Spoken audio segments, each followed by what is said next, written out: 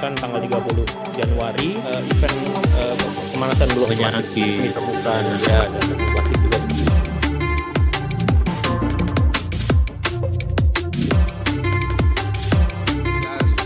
Karena ini adalah hewan yang langka.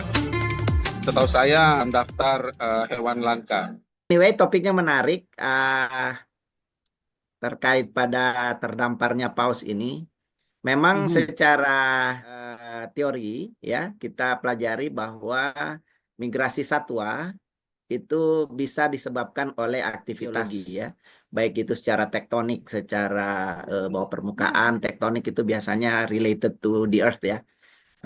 Kerak bumi, gempa, dan tsunami tentunya penyebab, dan khususnya gunung api.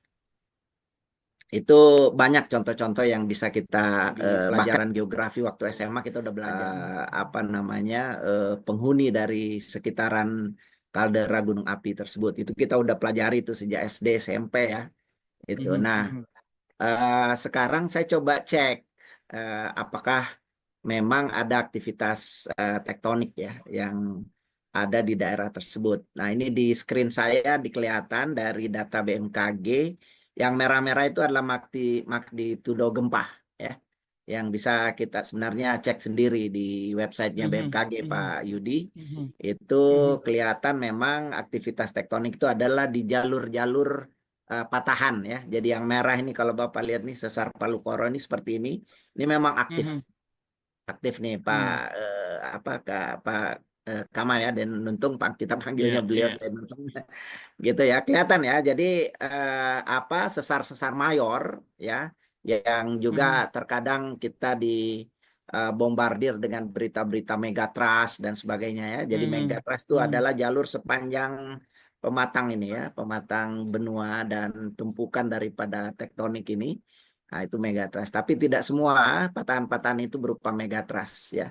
Nah, ini Palu Koro ini berlanjut yang ke Matano. Jadi kalau kita cek coba untuk hari ini, memang gempa di di sekitaran Luwu itu di Sorowako memang pada hari ini ya jam 11 tadi itu emang ada ya dengan pusat seperti itu. Ya, ini menandakan bahwa daerah-daerah sesar-sesar mayor itu memang aktif gitu ya. Nah, sekarang pertanyaannya apakah kira-kira ada pengaruh kenapa paus ini sampai terdampar? Saya kira untuk ini kita belum bisa mengadanya aktivitas tektonik ini pun karena hanya 2 ekor misalnya ya. Migrasi biasanya flocking ya, jadi cukup banyak yang berpindah misalnya. Misalnya burung yang kemudian banyak bermigrasi, ataukah satwa-satwa liar yang ada di sekitaran wilayah tersebut kemudian melakukan migrasi karena adanya aktivitas tektonik, apakah swarm daripada panas yang muncul dari bawah misalnya. Iya, betul. Itu. Ya. Nah, ini kalau cuma 1 atau 2 ekor mungkin lebih kepada kira-kira penyebab yang tadi Pak Yudi, Pak Rijal sudah sebutkan ya. So it's really not more than that, maybe mau compare di situ ada tektonik aktif misalnya ya, tidak ya. Gitu. Jadi apalagi kejadian di Selat Makassar, memang Selat Makassar ini kan termasuk aktivitas tektonik yang cukup aktif sebenarnya. Ya, dari ini kita bisa lihat ini ya. Di daerah sekitaran Mamuju itu sebenarnya cukup aktif. Kan di Karampuang ditemukan itu ya. Tapi sebenarnya kalau ditanyakan apa ada hubungannya, saya pikir bolehlah kita katakan di sini juga terbukti tidak banyak aktivitas tektoniknya Pak Untung ya. So if you ask me apakah itu ada hubungannya, I would say nothing to do with the tectonic activities or geological activities. Ditemukan dua paus sperm ini di daerah kita gitu. Saya pikir it's more alamiah ya, natural, mungkin karena ya itu tadi yang tadi sudah banyak dibincangkan, mungkin karena sakit, karena mungkin ya yang juga isu microplastik sini kan bisa jadi salah satu isu. Tapi kalau mau dikaitkan ke yang makro seperti Pak Rijal tadi katakan, memang kalau secara itu tadi yang saya bilang secara penelitian terkait pada aktivitas migrasi satwa akibat dari aktivitas geologi itu memang ada, tetapi untuk kematian dari 2 pos ini mungkin tidak disebabkan oleh itu dan untuk itu saya pikir ya. Jadi saya sudah langsung mengecek ini gimana distribusi. Jadi buat teman-teman yang lain juga kalau memang mau mengecek itu bisa langsung masuk ke BMKG. Itu lihat dia punya aktivitas tektonik. Atau di USGS itu bisa kita cek apabila ada gempa. Cuma menarik ini kesempatan juga untuk mengingatkan, dan untung ini aktivitas yang banyak terjadi sekarang di daerah Luwu. Ini mesti diwaspadai karena ini menunjukkan bahwa sesar Matano itu mulai aktif lagi. Itu.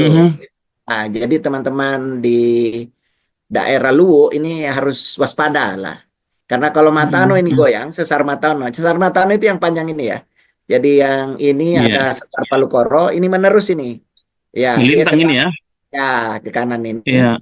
Nah, ini adalah sesar Palu Koro, Matano ini yang motong Danau Matano ini.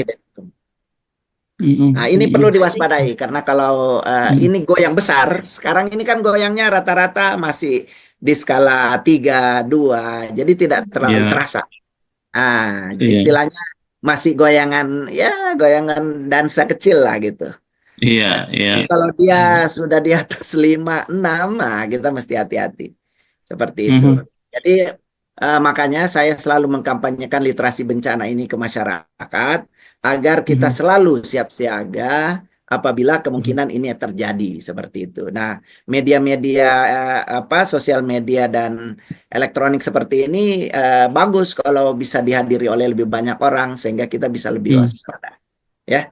Saya kira itu barangkali yang saya bisa sedikit komentari terkait pada case kita pada hari ini. Terima kasih. Iya, Pak. Iya, Pak Ili. Jadi saya pikir kita tidak bisa mengatakan bahwa dari sisi aktivitas tektonik itu directly related ya. Tapi yang saya ingin bilang juga begini. Ketika misalnya merespons ada spesies yang sedang istilahnya itu sekarat begitu, nah itu kan perlu juga early action ya. Jadi semacam respon kita ketika ada sesuatu terjadi itu harusnya sudah harus diantisipasi, disiapkan secara kelembagaan, secara personal. So concern saya adalah kalau dari sisi kebencanaan semua orang harus bersiap, para pihak harus bersiap begitu ya. Betul.